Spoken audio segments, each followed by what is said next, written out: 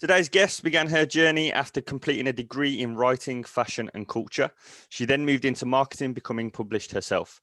Feeling the weight of the corporate world, she took a step away from her dream of writing, moving into retail as a way to make ends meet, progressing into management roles, which then reaffirmed where her passions lay and acted as a springboard to return to the world of copy. Taking the plunge, she moved to work for herself, helping startups and entrepreneurs with their social media presence, strategy, and copywriting. The ultimate mission being to make digital more human through words. There's a lot to delve into with this journey and looking forward to hearing about it. Miss Sophie Hipgrave, hello. Thank you. Thanks very much. No worries at all. Welcome, welcome, welcome. Be here. Good to be here. It's good to be here. So yeah, as we said in the intro, lots of stuff to delve into, I think, as what we've been going through. But before that, how's life treating you? How's lockdowns treating you? I know we're about 1 million lockdowns in now, aren't we? And I know you love your yoga and your meditating. So how's it all been going? So life's good. For me, this third lockdown has been a bit different to the other two because I moved house. So that was like a big change at the end of last year. But it's kind of been nice because it's meant like a fresh start, and I've got loads to do in the house. And to be honest, having kind of started my own business this time last year, working from home wasn't a big change for me. Okay. And actually suited me really well because I'm quite I like working independently and I'm a bit of an introvert, so being at home like suited me. And don't get me wrong, like I miss going out and dancing, like that's probably what I miss the most, but and like seeing my grandparents and stuff. But apart from that, yeah, it's suited me, so yeah, things are good. Just been dancing. I bet it's thingy as well. I bet it's moving into a new house during this time is, I bet it's got it to feel like home quicker, if that makes any sense. Yeah, definitely. And we've had more time, haven't we, to do stuff on the house. So we've had time to sort it out and proper like got into little like nesting kind of vibe, and yeah, in our own little bubble. So it's good. Just dancing around the living room instead of outdoors. Yeah. And obviously I've moved. It's me and like I've moved in with my boyfriend. Moving from like my parents' house, moving from home. So that was like a big change, but it's been good to focus on. Wicked, cool stuff, man. I think I remember when I first moved out, it's like a big leap, isn't it? You sit there and you're like, wow, I didn't realise my parents had to do all this for me. How much? Yeah, exactly. It's added like a lot of I've had a lot more jobs to do, but it's good. Wicked. Okay, cool. So yeah, as we were saying, I think with your journey, there's loads and loads of different avenues to go down, lots to take away and lots to talk through. So I think probably worth us going right back to the start, and I suppose having a little bit of a think and a look at, or for you to talk us through really, what is it about writing that got you started? What is it that kicked you off to head down to Southampton and do those things? I think it's just something actually that I've always had, and always like I always describe like writing as like my anchor now. It's something that I do every day and something that I always go back to. And I think I've always had it. It's just always been that thing that's there. Like even when I was little, I was like writing journals, I was like making scrapbooks and stuff. And then like when I went into school, like I was always the person. I think people are usually good at English or good at maths, and I was always the person that was like good at English, good at essays, and the coursework style thing of writing, like I wrote too much basically all the time. So that's something I always fell back on. I was really interested in magazines. I mean, kind of Instagram's a new magazine now, but back in the day when I was like in my teen years, magazines were like one of my favorite pastimes. So that was like that link. That's kind of why I went to do what I did, to do fashion journalism, because English and writing was like came naturally to me and I was good at it. Got feedback, at school that I was good at it. But then I really was interested in kind of like art and media studies as well. So like all that marrying together, like I wanted to basically be a magazine writer. So that's what I went off. That's what I went off to do. It's a match made in heaven. And then Mark Zuckerberg decides to change the game and chuck Spanish in the way. Yeah. No, fair play. That's cool. So as you said, you had thoughts of London. London was or is, I suppose, the capital of fashion for this country. But that wasn't a route that you went down. Returned back up to home. How was that for you? How was that change? So I think when I'd been in Southampton doing my degree, afterwards I moved back home, probably just because I didn't want to move to London. That was just never, it was just never on my list, just never something that I wanted. And I'm not even big now, into London, to be fair. I'm not big into no, London at all. I think, do you know what it is for me? It's the busyness of it. Like, it's just constant all the time. And like, it's all right to visit, bearing in mind I'm an Arsenal fan, so I sort of have to go down there at times. But other than that, like, I don't think I could live there. But then you speak to other people and they're buzzing off it. They love the busyness. Like, it's not for me, but It's the same for me, that the hustle and bustle, the amount of people that you just cluttered against. And if you want to travel somewhere, you have to go on that tube. Scares the life out of me. And when you get on it, you're just pressed up against people all. Yeah, exactly. And exactly what you say. I think it's amazing to visit because it's like a little holiday. And actually, all my uni friends do live in London or around London. So aside from Corona, I would go down and visit them quite a lot. And I love going down there. I love seeing them, and I love being in London. But to live there, I don't think it would suit me because I'm, like I say, I'm a bit of a homebody and I like my own space. And yeah, I like my own independence and stuff. So yeah, I don't think it would have suited me. And aside from that as well, like personally, like I had a boyfriend, and whether it's right or not, like we were in like a long-term relationship, and so I moved back for that reason. And it probably is one of like my regrets, but you can't kind of like live life with regrets. No, absolutely. Everything teaches you something, doesn't it? So that's why I moved back home. So yeah. Cool. And then, as you say, you came back and started to work in marketing. How was that for you, starting to enter into the working world? And I think you said you didn't really have much experience on the CV and stuff when you were down in Southampton. So how was that transition for you? So I think that one of the things when I went to uni, even before uni, so I guess that I was just thinking to myself, I don't think we get taught in school like the ins and outs of life, really. Not at all.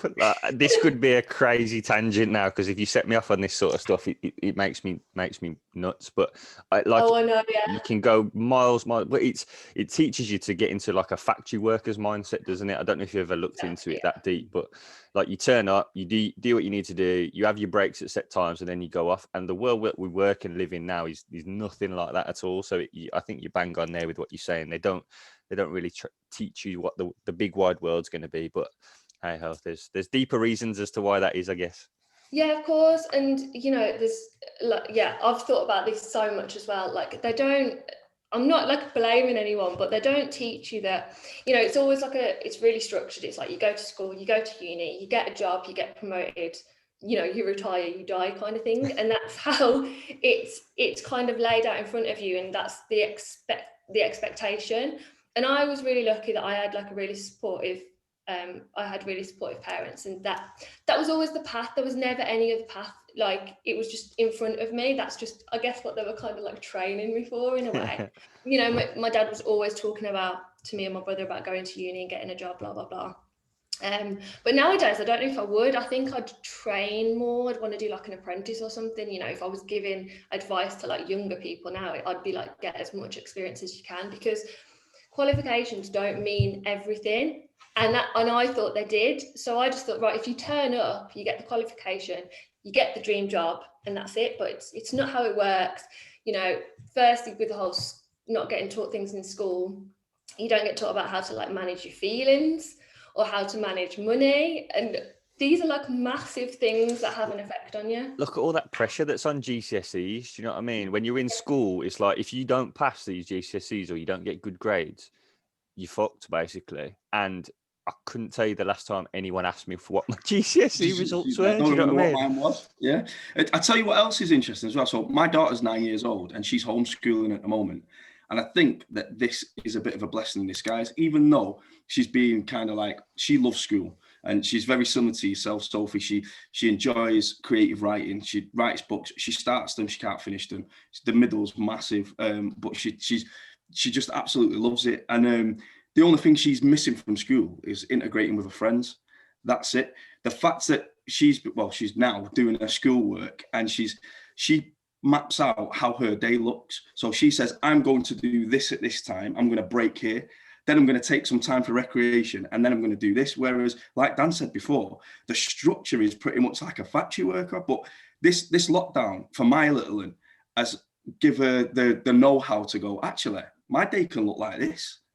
And I can do that. And when she does break, she breaks into doing some creative writing or drawing or sketching or something. So she's still trying to, her mind's still active. She's still trying to do something. So I think that this could be a little bit of a blessing in disguise for that generation, depending on who the parents is. I totally agree. I love that so much. I love that she's gone off and like done that by herself, like already like knowing, because that's going to set her up like for so much success going forward. I'd like to take credit for that, but I think it's... Yeah, I was going to say, did you put that in place, or did she? No, you must have been doing something good. No, I totally agree. I've been thinking about this as well. Like all the generations now, everyone's like worried because they're saying, this generation's going to be affected because they're going to not have as much knowledge. They're missing out on loads of school time. But one of the things that, like you say, firstly, the pressure. Like I'm glad that they don't have all this pressure, because I don't think it's necessary at such a young age to have the pressure. They get pushed into these like different paths of. You need to decide what you're going to do now, and that's the only thing that you're going to do for the rest of your life. And we all know that can change so much. You can do lots of things in your life.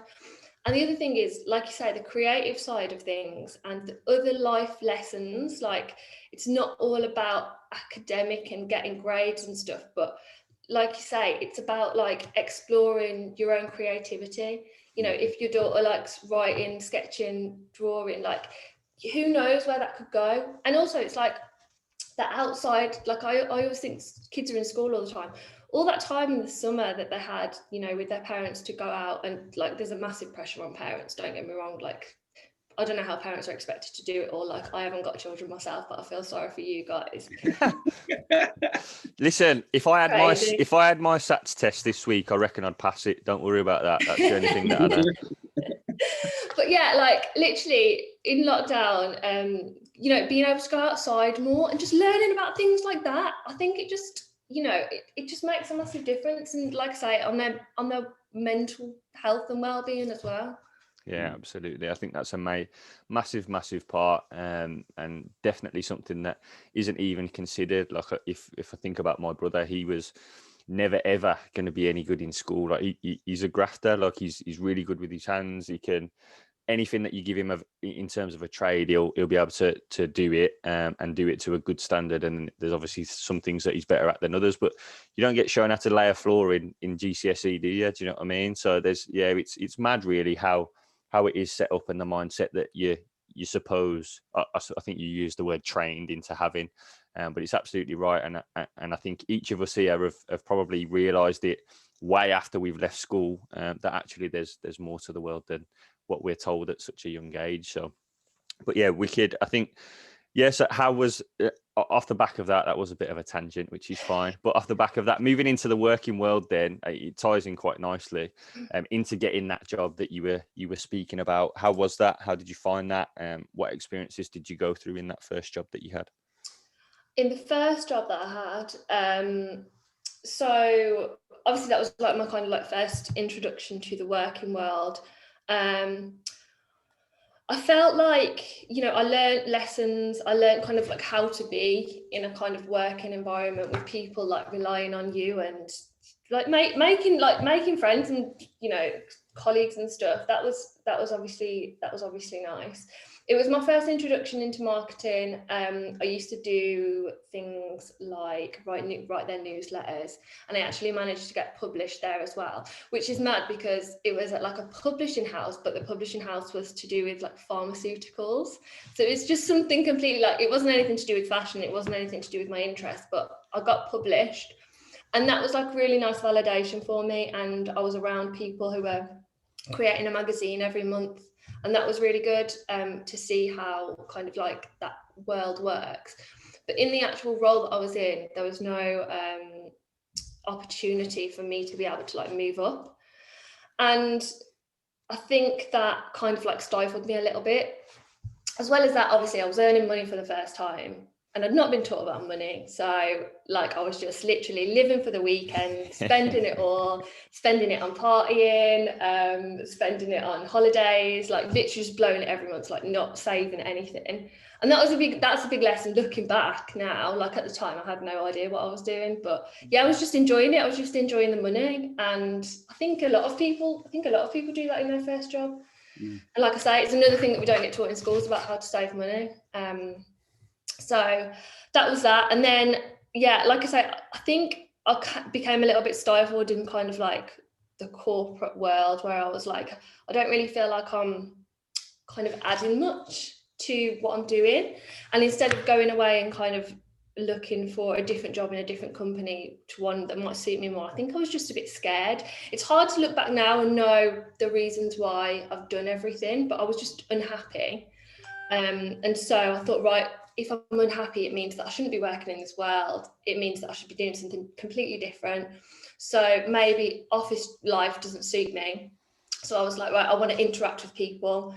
And the quickest way to do that was for me to get like a job in retail, which kind of suited my interest, because I was interested in fashion. And I was like, maybe I want to do something more to do with like fashion, head office role, head business role kind of thing.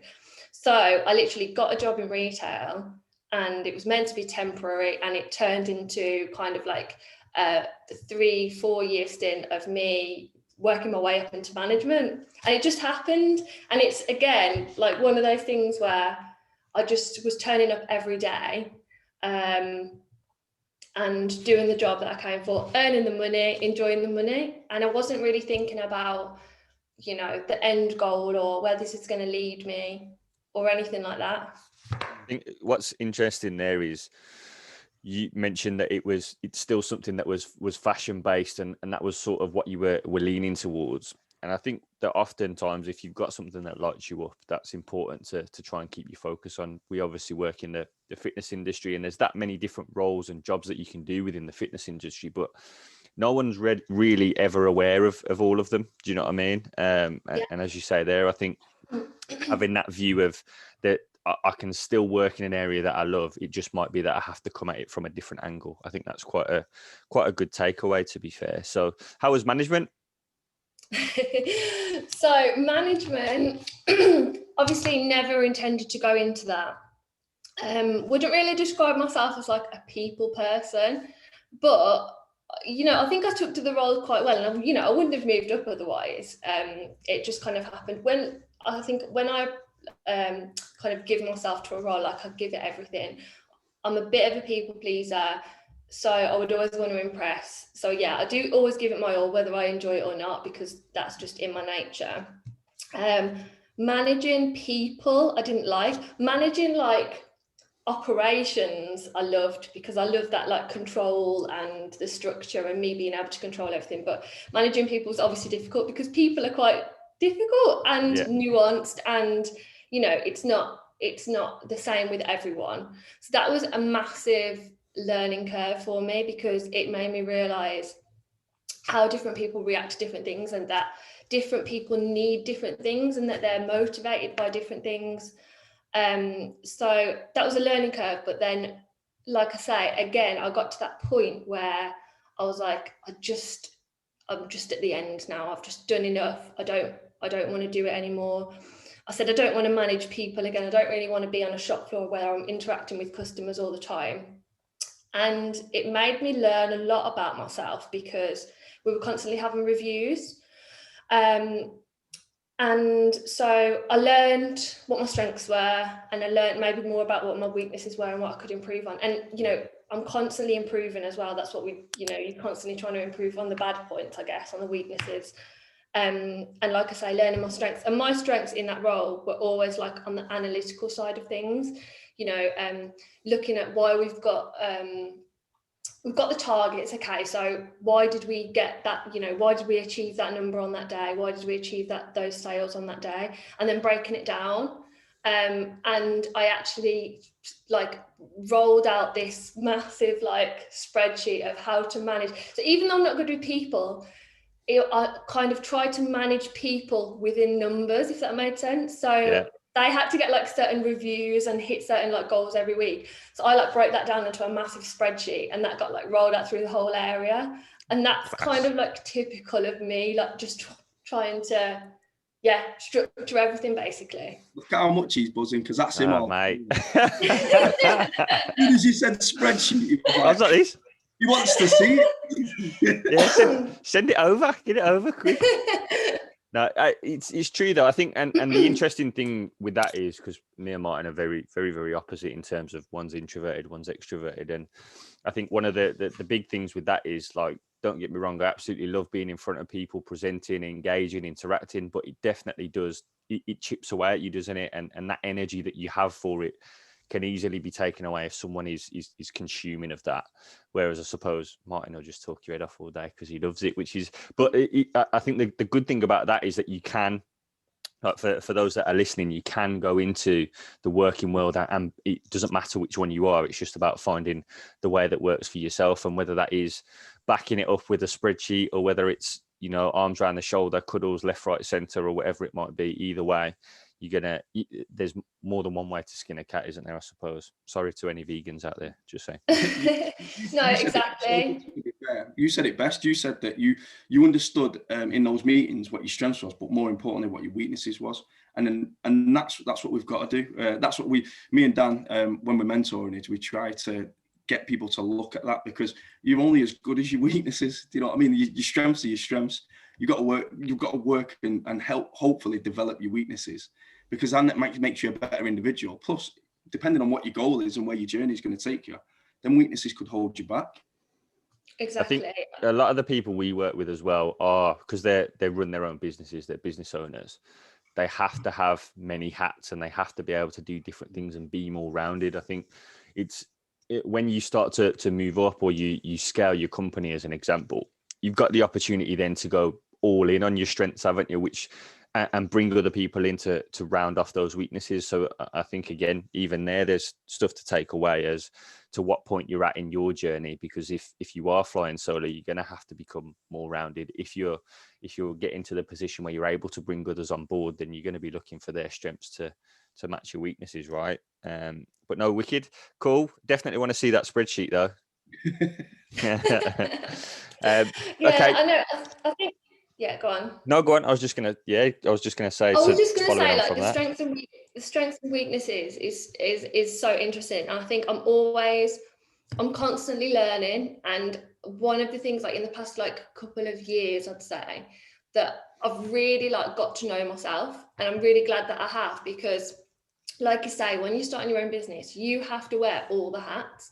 And one of the things about, like, literally that I've learned in the last year about starting this thing on my own is that you have to be ready for it. You have to be ready to do all those things that you hate doing. Like, I don't really enjoy like the networking side of things. I can happily like be kind of like passive on social media, and I can post out the thing and be like, okay, yeah, everyone can like receive what I'm saying, but the actual like interaction, now networking is like a bit of a buzzword, and it's scary to me when you say it like that.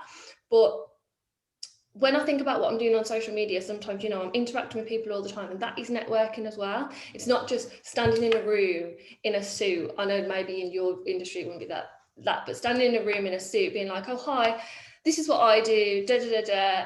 And yeah, just learning those weaknesses as well. And like you say, in the long run, hopefully you can like delegate the weaknesses, what you perceive as the weaknesses out, or improve them. And I think it's a really like interesting thing about whether it's like, whether your strengths are like natural to you, or whether it's because of something that's happened in the past that makes you that way, or it's really interesting, like something to think about. Self-awareness is massive, isn't it? And I've spoke about this before, and I have definitely have to Martin, but I think because I lived on my own for quite a decent period of time, and I always say if it wasn't for that, then I probably wouldn't be anywhere near as self-aware as what I am now, and why I react to certain things, or delved into like childhood memories and that sort of stuff, and triggers that give you the personality that you have. So I think there's definitely an element of that in my opinion. Like I say, I've not got no PhDs or fuck all, do you know what I mean? So that's just me going going off my own experience, but I think that's definitely well worth bearing in mind for people. That self-awareness side of it is going to be a huge thing. And I suppose as well that then allows you to not feel guilty for what people would say are your weaknesses. Do you know what I mean? I think when you're first coming into the working world, if you're not a certain way and that doesn't match what your line manager's after, you feel guilty for that, or you feel like you're not good at the job that it is that's put in front of you, where actually it just might be that job isn't necessarily suited to you and it falls in an area that you're weaker at.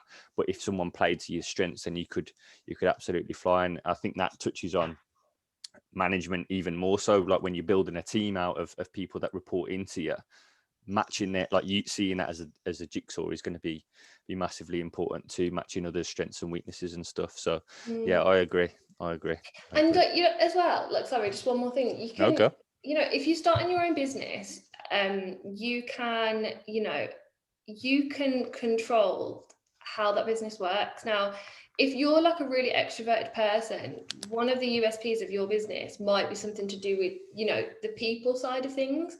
But like you say, Dan, if you're more of a spreadsheet type of person, the USP for if you were starting again, like if you were starting your, you know, PT business again, like people would come to you because they want to see the data. You know, it's driven by data. And so, yeah, you can, like, if you've got the privilege, you can hopefully like start to build yourself a business that plays up to your strengths. 100%. And as you said, people buy from people, right? So they're coming to you for those exact things, which is great. So yeah, retail. Following on from that, you returned to where your passions lay. Just talk us through that, mate. Okay, so from retail, I like I said, I got to the point where I was just kind of like done. I knew I didn't want to move up anymore. I was managing a store. I didn't want to go to like area manager level, because I think at that level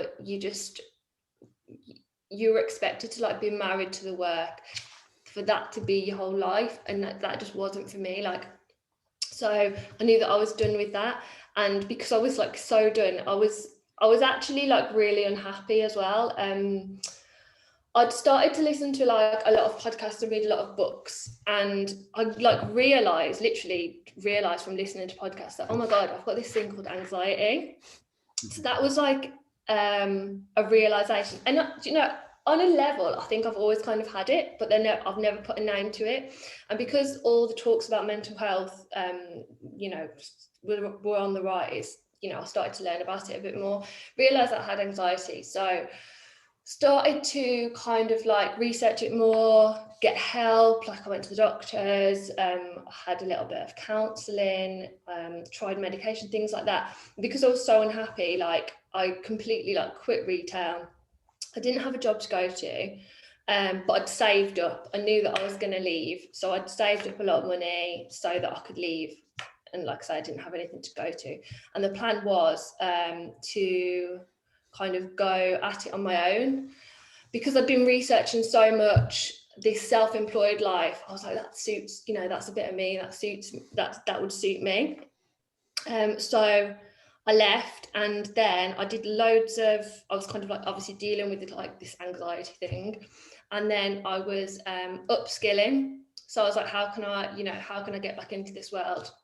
So I started doing loads of courses, attending loads of events, like networking, like meeting people, working out how that world works, like meeting lots of entrepreneurs, which was really like inspiring. And from those events, actually, where I was speaking to lots of like new business owners and established business owners, I guess, who needed, you know, were just starting up. A lot of them were kind of stifled by marketing. They were like, how do we, you know, I'm so passionate about this thing, but how do I get it to those people that need it?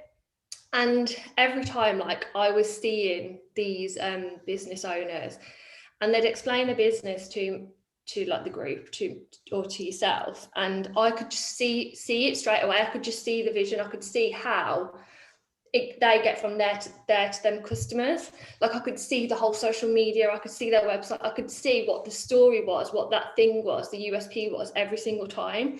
And I was explaining this to them. And because I was doing like so much research into kind of like myself, I started to realize that, oh, okay, so this is like one of those things that I'm actually like quite good at. that I can do, because people were like giving me praise for it. So I was like, I need to like hold on to that and like remember that that's the thing that I can do. So that was in the like kind of like back of my mind. And being totally honest, I think after 6 months, I basically ran out of money and I didn't have a job to go to, and I hadn't started on my own. I think it was like a lack of confidence, really. So I had to go backwards, and I got an admin job just to see me through. Carried on doing all my research. And that admin job actually turned into a marketing job, just literally like sister company kind of thing, which was, I suppose it was lucky, but I was still doing all my research behind the scenes. And then again, went back into that like corporate world of marketing, and it just didn't suit me. I just hated it. So even though I was, upping my skills, I didn't like it. And then literally, I was putting myself out there on social media a bit more, kind of like sharing what I was doing, going to all these events, putting myself out there as a copywriter. And then an old acquaintance friend got in touch and was just like, I've just started a new company and I need a copywriter. Do you want to come on board? And so in a way, it sounds like a lucky break. And I suppose in some senses it is, like in lots of, business life situations. But I think, part of it was because I was putting myself out there. I was doing all the work behind the scenes. And so, in a way, like I've got to give myself credit for that as well, because I put myself out there, I was doing the work, because if I hadn't done those two things, then he wouldn't have contacted me. 100%. I also think as well, mate, that when you said you transitioned in the same company from doing, was it an admin job, and then transitioning into so I reckon because you was doing all that research and studying, you would have been talking about it in and around the office, and that you're doing that because people can see it and they feel it, and that'll start to drop into the right type of people. They'll hear it, and it's not, I don't think it's luck. Do you get what I mean? I think it's, if you're saying it, you're doing the research and you're talking about it all the time. Like me and him say this all the time to people. It puts it out there, and then the right person's going to hear it. If you keep it all in here, it's going nowhere. Exactly. I don't know how woo-woo you guys are, but like that's called manifestation. You're going to start reeling the secret off to me now. No, I was like proper cynical about all this woo-woo stuff, but yeah, like that is a form of what they call manifestation anyway. I think, do you know what, like I get what I tend to call it like intent. Like if you're putting intent to something, because I think everyone says manifestation, and I think the way that they think about it is, you set me off now, I've had this rant a million and one times, but I think the way that most people think of manifestation, like their vision boards and that sort of stuff, and they'll put it on there and they think because it's on there, it's going to happen. But actually what they don't realize is, like, if I say 5 years ago, I said, I want to get to a position where I'm working wherever, doing whatever it might be. If I put that on my vision board, everything that I do every single day then is me taking and making those steps that I need to do to get to that position. So it's not the fact that like I'm manifesting it. It's the fact that I'm taking the action I need to take to get to where I want to take, because I've identified where I want to get to. Does that make sense? 100%. So I think there's, like, I get it. Like, I do absolutely get it, and why people would I suppose call it manifestation. But maybe it's just me. I'm a little bit cynical, and I don't think I'm going to win the lottery just because I say I'm going to win the lottery. Do you know what I mean? Of course not. No, I'm kind of like, I'm actually in the middle. Like I have become way more like spiritual in the kind of like past couple of years or so. But again, it kind of sounds scary. It sounds like this big lofty like thing. But all I really mean is like the energy. It's the energy that you put out there. Like And like I say, I was putting it out there in the office. I was talking about the fact that, I've done marketing. This is what I do. This is what I do outside of work. And that's how it turned into it. And because I was putting the energy out there. So yeah, I agree. That's 100%. Energy is the big thing, isn't it? With that, what you put in your energy into, the intent that you're making sure that you take action on every single day is what's going to move you forwards, isn't it? And as you said just there, you've gone and you've done that, and that's then resulted in these opportunities arising, because Martin touched on it then. If those things hadn't been done, you probably wouldn't, or the acquaintance might not have thought of you to ask. Does that make sense? Which is great. So no buzzing. So you jumped in with that. How was that? How did all that go? Yeah, so that was amazing. That was a bit of a turning point for me, I think, because from there, it was a startup. He just started up on his own, so it was literally just him.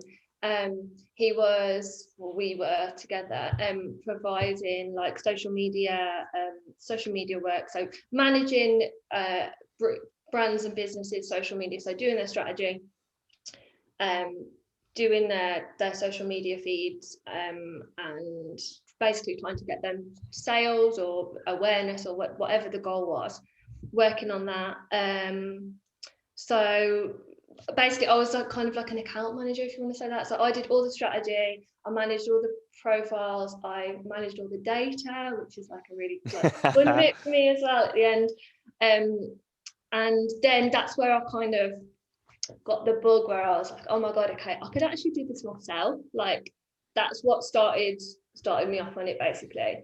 And also this, where he was, this company that I was in, he was in like the NatWest Accelerator Hub, which is basically a place for startups. And so I was around all these like entrepreneurs who were starting their own businesses, and that like we're talking about energy, like that like really fills you with something, because it's so inspiring to be surrounded by all these people. And you know, that I just feel sorry for people now who are like trying to start their own business or run their own business in this kind of like digital space, and that they haven't got these people around them going through, you know, not only going through highs but also going through really like challenges. It was good to be surrounded by people just to see what people were doing and what problems they were facing, and being able to kind of tackle them together, and being able to like see that world and be involved in it. It literally did just give me the bug, and I was just like, if they can all do it, like I can do it, because people want to pay me for my services. So at this point as well, I'd been as well as upskilling and going to events, I'd volunteered for like somewhere to do like some basically social media copywriting work for them, and then that had turned into paid work. So being surrounded by all these entrepreneurs, I was already being paid like a little bit on the side for this work, and I was just like, I could do this full time. So that's what I did. And like this time last year, I went on my own. And how's that been? The rest is history. So it's been hard at times, and it's been amazing because I've finally got that thing where I feel like, oh my God, okay, this is what I'm actually meant to do.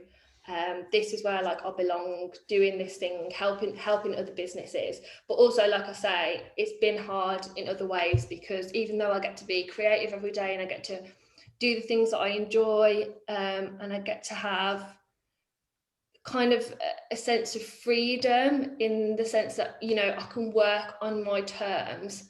And that doesn't mean like having loads of time off, but it just means the fact that I work from home is a bonus for me, because I work well, like I say, I work well really independently, and I have got that autonomy to like kind of, you know, I can train when I want to.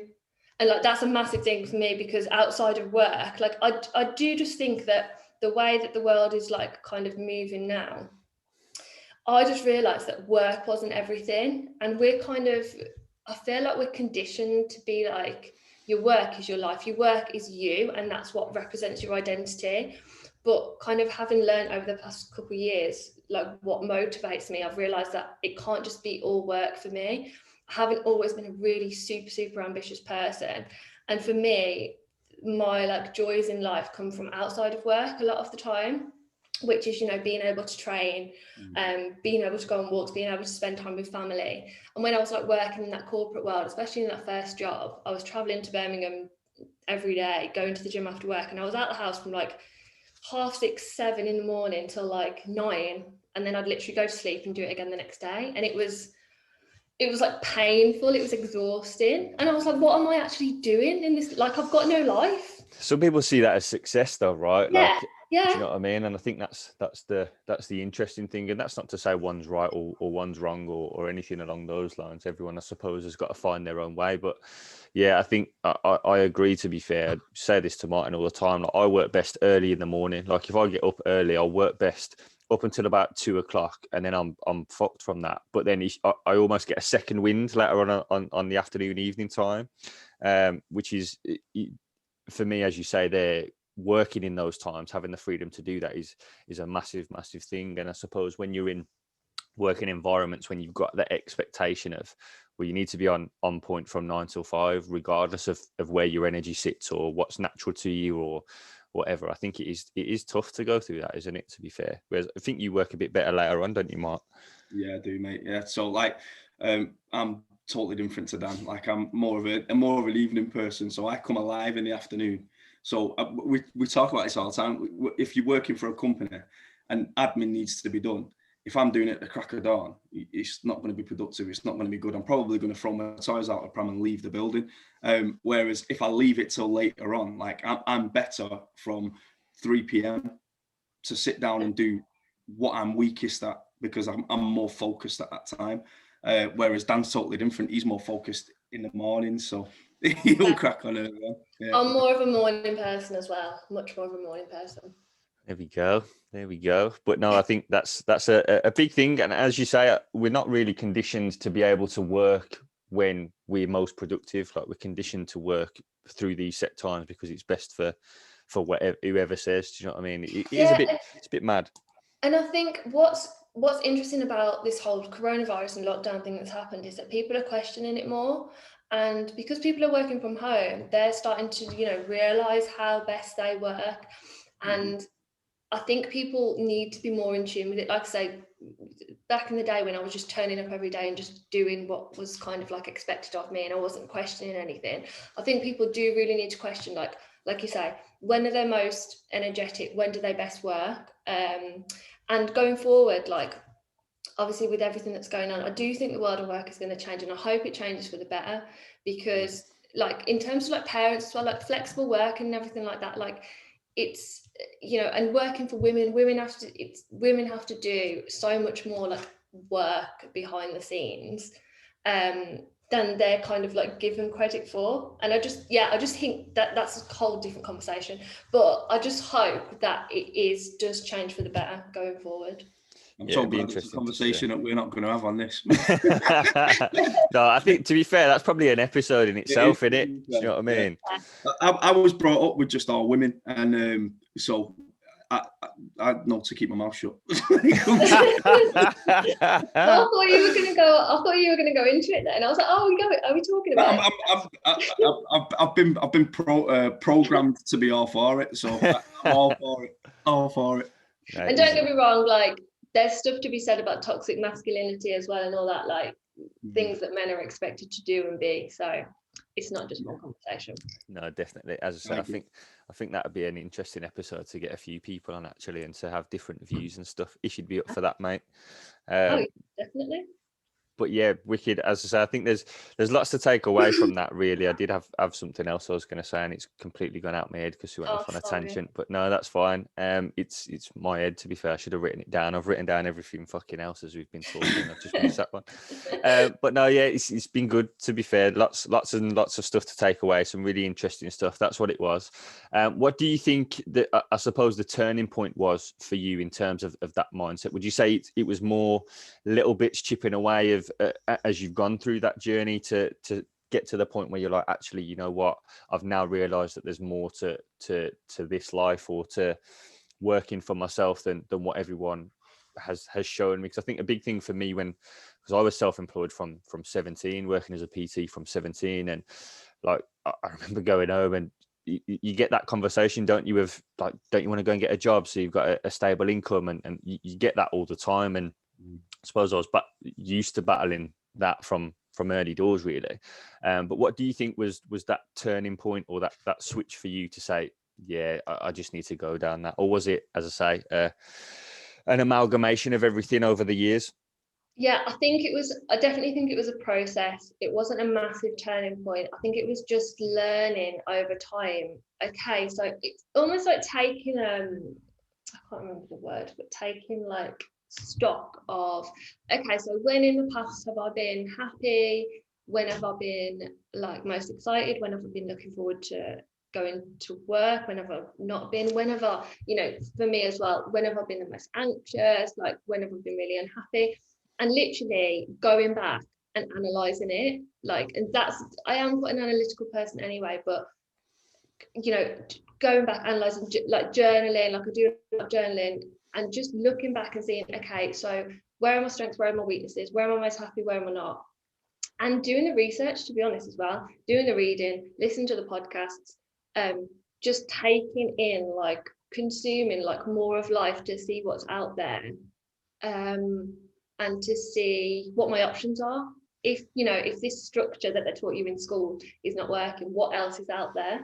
Do you think, because I think you said there that you started to surround yourself and I suppose there you consumed different content, haven't you, to what you were used to before? Would you say that was something that opened your eyes a little bit more, or? Yeah, massively. And one thing leads to the next. So I started reading books, and from those books, they were introducing other books and introducing podcasts. Podcast is like a massive, something that I spend like a lot of time listening to, because I just find it so interesting. It's different to a book because it's that natural conversation, and you can understand what that person is. It's not controlled. Like in books or magazines, there's like an angle and there's a motive, but in podcasts it's a really natural conversation. And so taking that in and learning how different people have kind of their journey and being successful and where they've been most happy, it was just listening to that and relaying it to myself and being like, oh, that's a bit of me, and that's a bit of me, and that's a bit of me. Yeah, there's a bit more context as well, isn't there, as people are talking. I suppose when it's a written word, there's still that element of interpretation. Like that's why I say all the time, I fucking hate speaking to people just over WhatsApp. Like if you've got to have an actual conversation, I'd rather just have the conversation, because I suppose what you're getting at there with podcast is you can understand voice tone, voice pitch, the way that it's coming across, the way it's meant to be put over, etc. It's a lot more clearer, isn't it? Which is buzzing. And that's like, in a way, sorry, this is like another no, go on.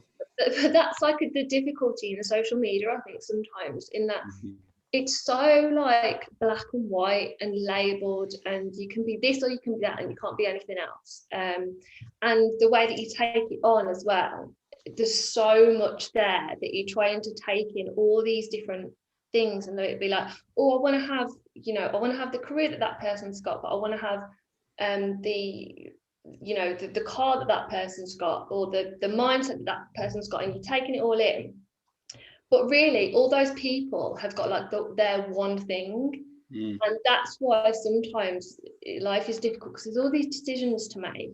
Sorry, I have gone off on a bit of tangent now, but I'm saying, social media is just it's too black and white. It's highlight reels as well, right? Like it ultimately is just highlight reels after highlight reels. And I think that's something we talk to the guys that we work with quite a lot, is actually you'll get more interaction, more engagement probably from your stories, because people will see who you are, but also like you can talk about that time that like I posted the other day about putting fucking free taster sessions in my MSN names, like proper cringy stuff, but stuff that you do that other people will think, well, he would never do something like that now, but that's 14 years on. Do you know what I mean? So I think that like it's great that people are starting to more so put things out there on their stories to make them a little bit more relatable.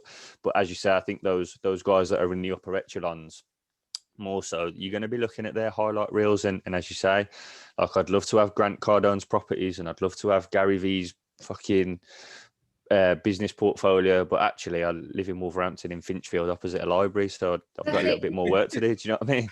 Yeah, and you don't see all the other things that are going on in their life. Like I say, you just see the highlight reel, and sometimes I even think about that like being a trigger for other people. Like I don't share stuff on social media when I'm like feeling down, and that happens quite a lot. Like that happens on a weekly basis, and I don't share it being like, hi guys, I've just had a rubbish day, because I don't want to, like, and so you just got to take it all with a pinch of salt. Absolutely. I feel like it's became, like Dan said, a bit of a highlight reel for people to post, promote, sell, whatever. Whereas probably in the initial thought when Facebook was created, it's just to connect with your mates and to just have a chat. That was it. And I think what I try to do is try and keep it as much like that as possible. You know, this is what I'm enjoying. This is what I like. This is what she's enjoying. This is what she likes. And because I think if you go back and when Facebook first came out, just even during MSN, people was just chatting about day-to-day stuff. Nobody was really showing off. Nobody was, and it was more enjoyable. And like you said, now people are focusing too much on where people are at, what people have got. And then they seem to want what them individuals have, rather than, like what we said right at the beginning of this podcast, what do you want and where do you want to get out of it? You know what I mean? I'm just thinking there, like, it just come to me as we're chatting. I suppose there's like two different angles that people come at social media from, right? Like, as in, we probably see a hell of a lot of stuff that gets posted of like sales, or people want to use it for marketing and that sort of stuff, because that's what we probably use it for, right? Do you know what I mean? But like, I know for a fact my old dear's not seeing that when she jumps on Facebook. Do you get what I mean? So like, I suppose even that links into what you're consuming, and like people say it all the time, don't they? The diet that you have is not only the food that you consume, it's everything else around that. And I think that then is going to leak into how you view everything else that's dotted around. It's quite interesting, that, actually, to be fair. Like, social media is a massive conversation, and that can be another podcast if you want to get more that, no worries. But about 6 or 7 times. Right, it should be a co-host by the end of the week. Sorry. No, but the curation side of things, like I say, I think social media, it used to be like connecting with friends, but I don't think it is that anymore, actually. I think it's completely changed. I think some social media platforms are more like that than others. Like, I think Facebook's more about connecting with your friends, but I think it's all really curated. So even though what you're saying about the start of it, when you were just sharing what you were doing with your mates, in a way you were probably actually exaggerating a few things back then as well, because we do it in everyday life. Like, we want to be impressive, we want to be liked by people, like, it's in our nature, and so we were probably doing that anyway. Like, everyone's like, oh, be authentic online, but it's not natural to put a phone in front of your face and start speaking to a phone, is it? It's like, it's not natural to do that. But yeah, totally get what you're saying. It's I think definitely use social media more.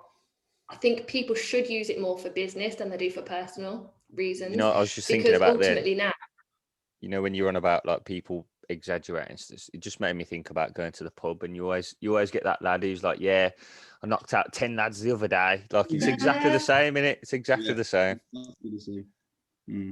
Sorry, I cut you. Yeah, but I think people need to see it as a marketing tool. When it comes to business anyway, they need to see it as a marketing tool. Yeah, connect with your friends as well. And that's like an amazing thing that's come out of lockdown. But see it as a marketing tool, and that's it, rather than it being anything else. Absolutely. No, wicked. So I suppose the final question before we go into the more fun questions, I suppose, is anyone that's coming into the realms of copywriting, etc., what would your top tips be for those guys? Okay, so copywriting, always have your customer in mind, or your user. Like, they're the hero in all this. I think people always get caught up about talking about themselves. It's about the customer and it's about the user. Like, they're not gonna sign up or do anything with you unless they know what you're doing for them. And it's not about you, it's about them. So it's about talking about the solution to their problem, not about how you're going to deliver it. Because I think we can get, as business owners, you can get caught up in all the little details because you're dealing with them, but really all they want to know is how you're going to improve their life in some way. So you need to tell them exactly how that's going to happen.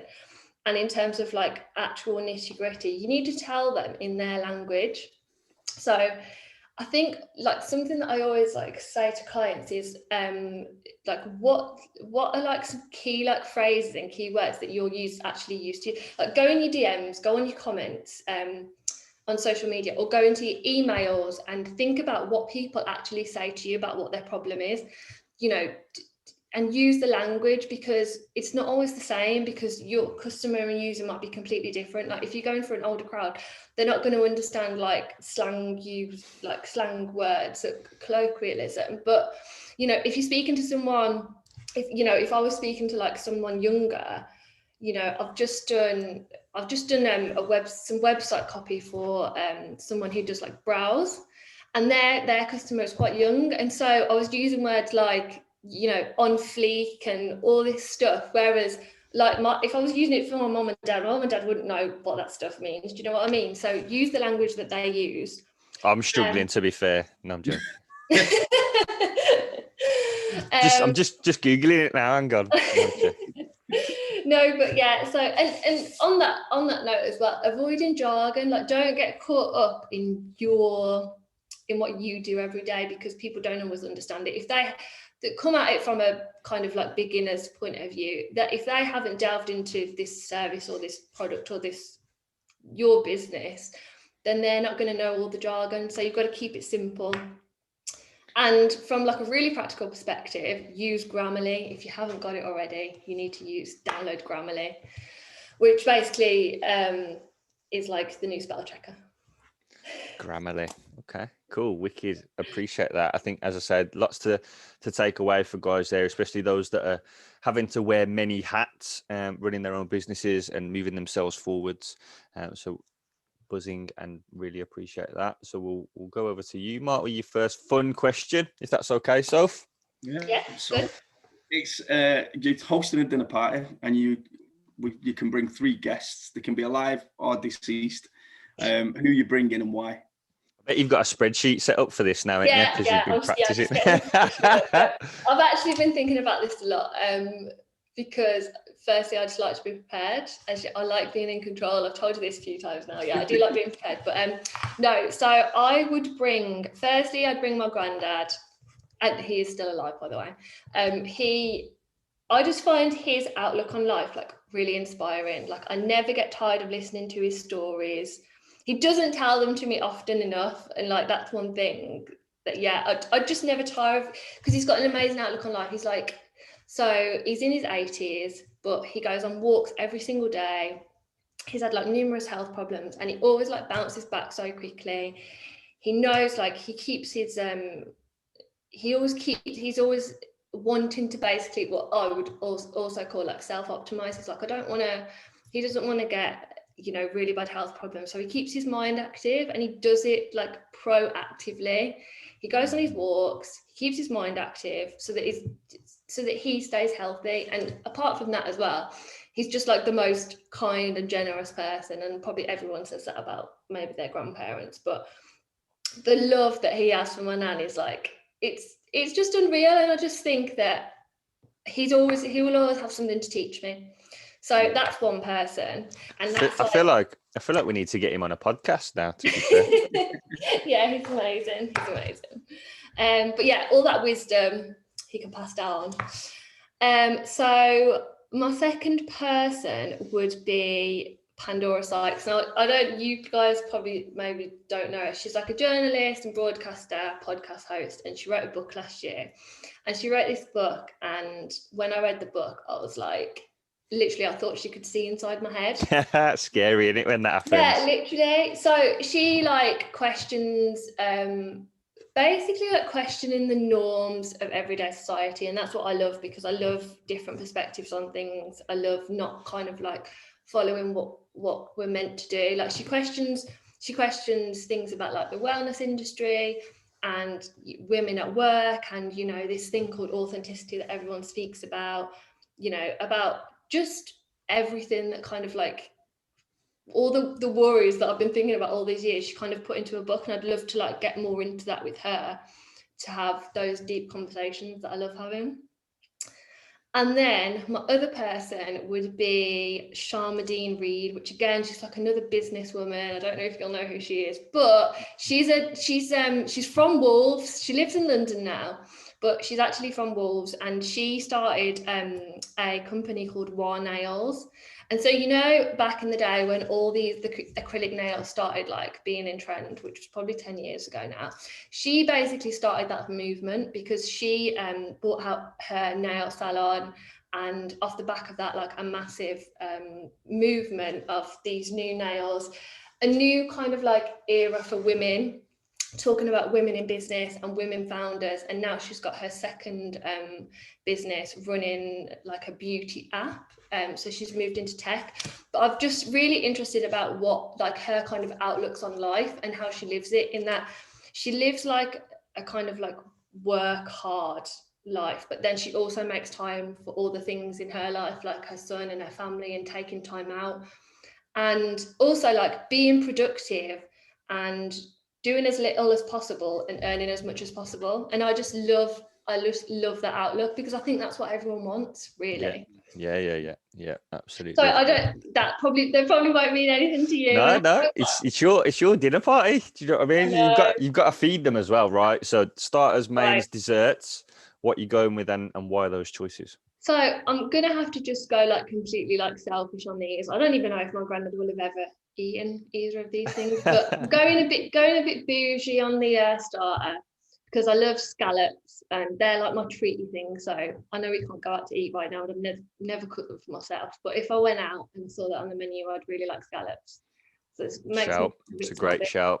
Yeah. No, it's definitely one. Either that or a mushroom starter. I tend to go for. I think Never enough of them though. Look at him here. You just want salmon for all three courses. Like, scallops are real. There's just never enough of them. No, I know what you mean. Yeah.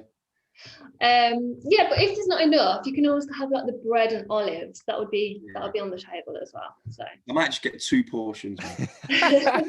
Yeah. I mean, it's your dinner party. Like, you can serve as much as you want, I guess. Yeah, that's true. My main would be paella. Like, I found it really hard to choose actually, because I've got lots of like favorite foods, but paella is like my ultimate fave, I think. And so it's kind of like, it's rice, and then I would have like the seafood, so it'd be prawns and chicken and chorizo as well. It's like the seafood paella is the best by a country mile. Yeah. And I'd love like a really authentic one. Like, I think maybe I'm being a bit nostalgic. Like, I'd like to be on holiday, you know, overlooking the sea, having this paella. I've never had a proper authentic paella. You know, I've never ever had one. Oh yeah, next time you go on holiday.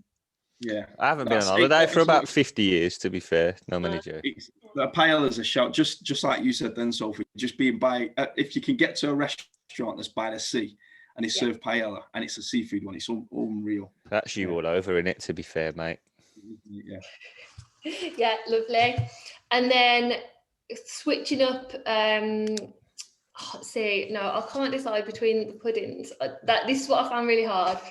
So I kind of like really like British hearty food. Like, even though my starter and main didn't reflect that, but generally, like, I love British hearty. So like a bread and butter pudding would probably be in there. But the other choice was like a cheesecake, like a Zillionaire's like chocolate cheesecake though. Everything. I'm big into cheesecake, to be fair. I think that I can't even remember what mine was originally, but yeah, I'm a cheesecake fan. Was it? No, good shouts. Who has? I'm sure I've heard someone say they have custard on their cheesecake though. Is that not? Oh, yeah, it's cream. I have cream all day. I was just checking. But no, wicked, great. Last question then, mate. Over to you. You're stranded on a desert island. You can only take one musical album with you to listen to while you're stranded there. Which album is it, and why? So I found this really like difficult. When I first listened to your podcast, I was like, do people even listen to albums anymore? I know, to be fair. But that's probably showing our age a little bit, isn't it? Because then I was thinking back, like, the albums that I've probably listened to are like really like back in the day ones. But I think, even though this doesn't really reflect my music like taste now, I'd go for Songs About Jane, Maroon 5. Okay. Because again, it takes me back to like a memory. So when that album came out, I went to Cornwall with my best friend, and we were stuck on the motorway for like 5 hours, and we were just playing this album over and over and over again. So even to this day, I probably know every single word on that album. Class. And it just takes me back. Class. So yeah, so that's that nostalgic reason. But if you were allowed to choose like compilation albums or anything like that, mine would be like a pure garage classics kind of thing. Oh, which is completely different. Yeah, but absolutely. you could take that. I think people have chose compilations before, haven't Yeah. To be fair, I think that's probably part of it, though, isn't it? When we say albums, because it is that like element of nostalgia, what's taking you back or whatever. Because I suppose the younger audience are listening, thinking, "What the fuck's an album, mate? I never heard of one." Yeah, exactly. But no, Spotify playlist. Playlist. Alexa, what's an album? But no, wicked. Thanks for jumping on, mate. I think there's loads and loads to take away from there. You've been a really, really great guest to have on board. It's been really enjoyable. For those that are listening, if you want to hit on the subscribe button, that'll give you an update every time we have an episode come through. But as I say, Martin's been Martin, I've been me, and Sophie has been amazing. Thanks again for jumping on, mate. It's been great. Thank you so much. Thanks all for listening, and we'll catch you all soon. Have a good one.